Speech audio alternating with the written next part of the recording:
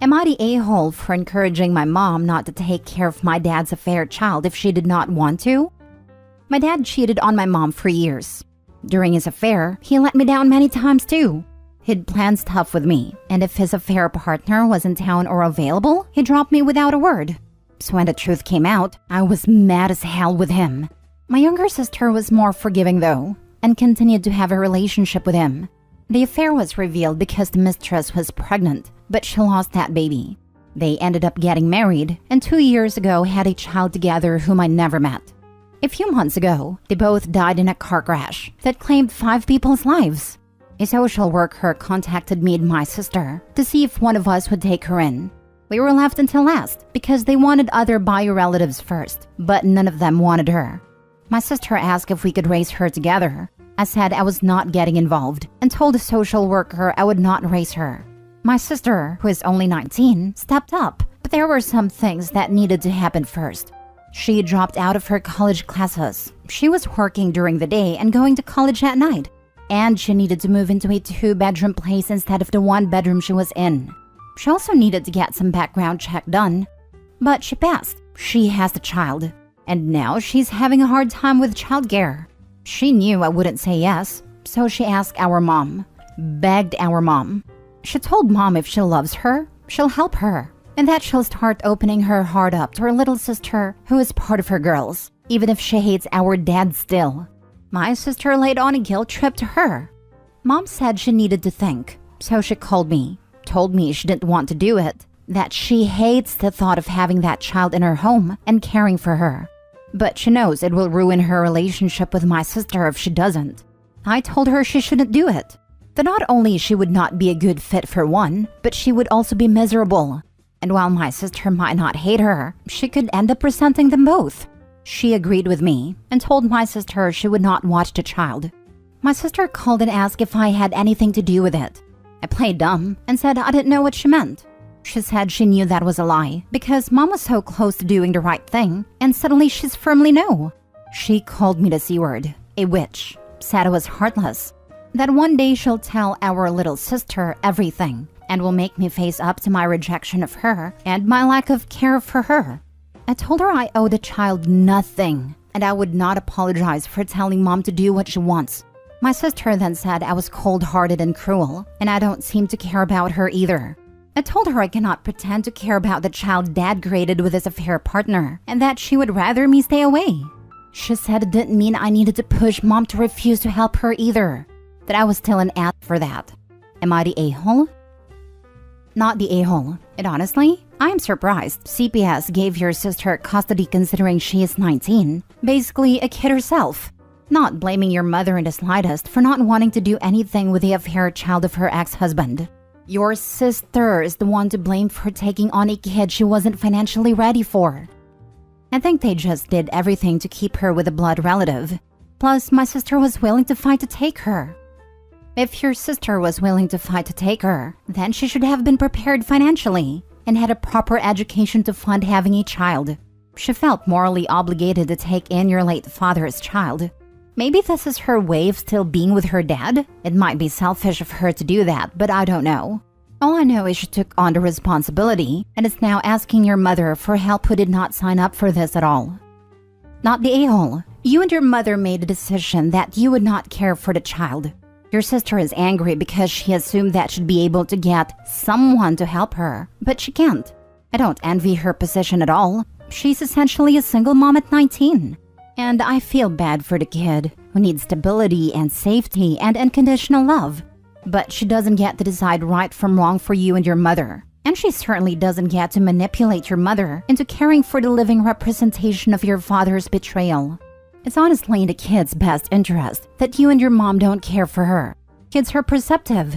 They know when they aren't liked or wanted. And she absolutely doesn't need that right now. Anyone who plays the "if you love me you'd" card is almost always a shameless manipulator, and therefore the a-hole. I think my sister assumed we'd change mom's mind once she had taken the child on, or maybe that mom would be willing to help her out fully. She thinks I was wrong for saying no already. This is all making her angrier, because she claims she's our family. I know she's always had a relationship with a child, but I have never even met her, and I don't plan on that changing. I know my sister doesn't like that, but staying away is the right thing. Because, like you said, kids know when they're not wanted. Next story. Am I the a-hole for not being an active grandparent? I, male 47, have a son Jake, male 26, who has his own son Mike, male 5. Jake's mother and I only had a short-term relationship, and it was an accidental pregnancy. To be blunt, I never wanted to be a parent, particularly not at 21. However, Jake's mother did, and it wasn't my decision. Although we have always kept the peace, things have always been icy between us due to that. However, I always tried to do right by Jake. I would have him over other weekend and for a month during the summer. Would do my best to deliver on anything he asked of me, treated him kindly and tried to be a good father. Then, at a certain point, his mother married a guy Jake hated, and I had him move in with me once he was 13. I won't lie, I wasn't cut out to be a parent. I love Jake, but I just hated parenting. I did it anyway since he was my son. We have a very good relationship, and I've never shirked any responsibility to him. Jake also became a father at 21. However, he was all for it and is happily married to Mike's mother. I also got him into my electrician's union and had him set up on some good jobs. So, he was on much better footing than I was for a child. Back then, we had a long talk, and I told him, Jake, being a parent is a very different life.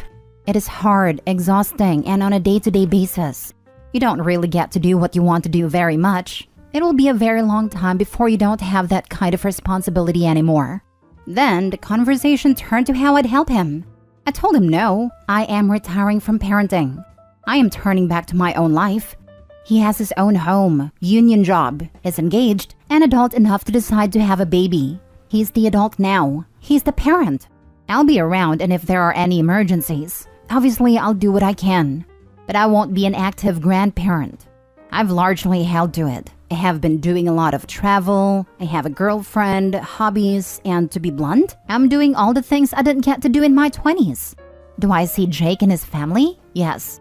However, I rarely agree to babysit.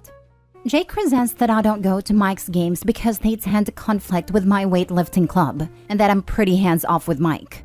Things came to a head last week when Mike had a baseball tournament and I refused to go because I had plans to take scuba class with my girlfriend, which admittedly could be rescheduled.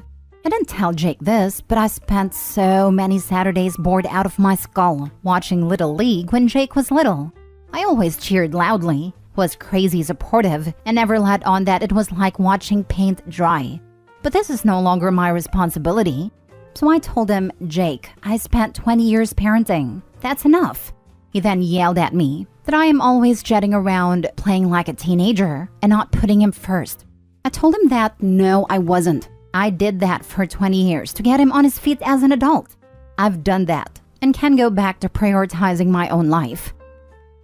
What I am reading from this is that you knew you were not cut out to be a parent. You feel you have done your duty and are now determined to do everything you feel you missed out on. You can do whatever you like, and whether you are the a-hole or not, your actions will have consequences. But only time will tell if you find you regret your actions or not. Indeed, you read it right. I have also considered exactly what you suggest in your last line. Thought very hard about it, in fact. I am far more likely to regret never getting to live my own life if I were to give that up again. You might not be the a-hole, but you're ruining your relationship with your son by essentially saying, I don't care about being actively involved in your life. I've already done the bare minimum expected of me and I won't do more. Do you want him to go no contact with you? Because that's the direction this is heading in.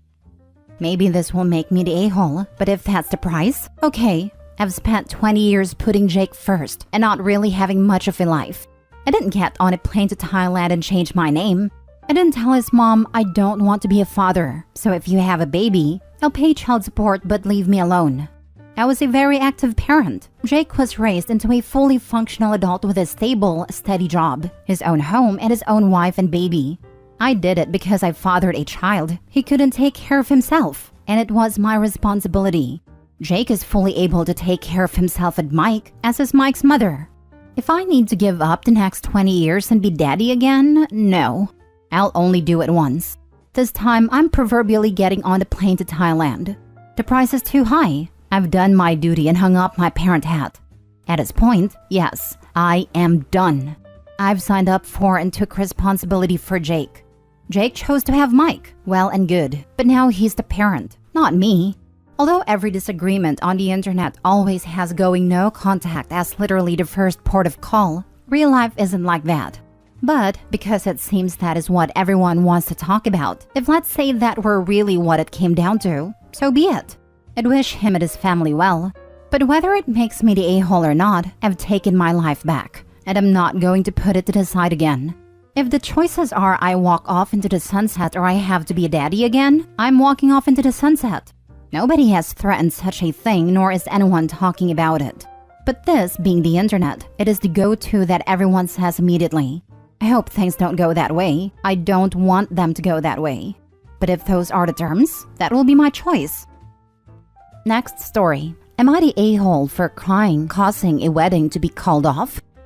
I'm 31, female. I have a friend named Anna, 35, female, and Alex, 33, male, has a 7-year-old daughter named Frankie who has a severe peanut allergy. Alex is very protective of Frankie and takes great precautions to ensure her safety. One day, Anna and I decided to go to a restaurant, and we informed Alex beforehand. He explicitly told us to make sure that there were no peanuts in the food. Unfortunately, in the midst of ordering our meals, I completely forgot about Frankie's allergy, and she ended up eating something with peanuts in it. This resulted in Frankie having a severe allergic reaction and requiring immediate medical attention. Upon learning about the incident, Alex understandably became angry and upset. He directed his frustration towards me and Anna, stating that we should have asked about the presence of peanuts in the food. Furthermore, he expressed that he no longer wanted me around Frankie if we couldn't be more responsible. I busted out in tears. This argument escalated, leading to a major fight between Anna and Alex and ultimately causing their wedding to be called off. Now both friends and family are placing the blame on me, stating that Anna and I should have been more cautious and that I ruined the wedding because I'm an idiot who doesn't listen. Info. Were you the only one ordering? Could Anna have identified that there was peanut in the food? Why did the argument escalate? Why did you not simply agree you had been irresponsible and agreed to not be around Frankie? Anna told me it escalated because I was the one who ordered the food, because Anna had to relieve herself and she was in the bathroom when I ordered it. And Alex said he doesn't want me around because he reminded us in the car before we went in the restaurant to check for peanuts. How long was it between this reminder and ordering that you managed to forget something so important? I'm guessing it was minutes, not hours, which makes your failure exponentially worse. Do you usually forget things so quickly? If so, you need to talk to your doctor about these lapses, since a little girl could have died because you have holes in your memory. You're the a-hole. I love how you purposely left out that you are the only adult at a table at a time of ordering.